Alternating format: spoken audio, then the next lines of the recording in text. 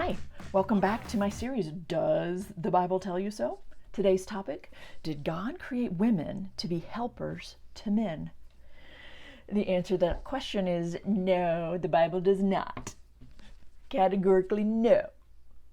Wait a minute, Dr. Bird, that's not what my English translation says. That's exactly what God did. Okay, so let's look at this passage in Genesis chapter 2. When it says that God created a human, it's talking about a generic human. It isn't talking about specifically a male. And that's in Genesis 2, verse 7. God created a human out of the dirt.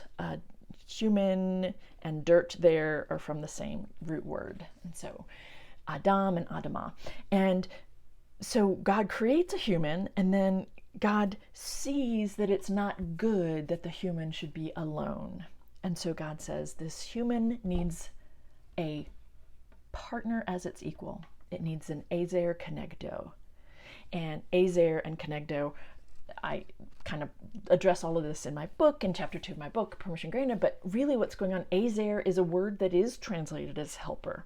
And it's like when a psalmist cries out to God, my helper, or when the Israelites called out or reached out to a foreign country, another country, for help in battle. That kind of help, not sweet little helper in the kitchen help.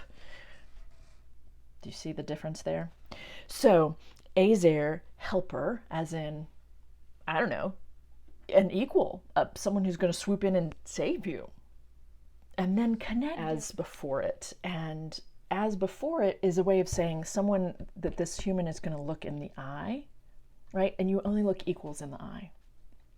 So however you want to make sense of that passage in Genesis 2 where it talks about God taking a rib out of the side, and there's even variations on how to interpret that idea of, is it actually a rib? Is it from the side? Is it a different kind of a protrusion? There are all kinds of interesting variations by people who've studied the Hebrew there to make sense of, or to understand what the ancient Hebrew people were trying to say in that story. But however you want to make sense of that, what's being said here is that the first human was alone and needed an equal, a partner as its equal.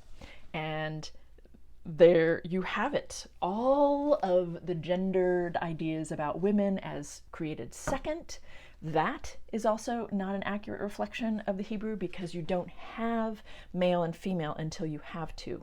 The first human was not male. The first human was just a human, generic, no specific gender. And then when we have two, that's when we have male and female.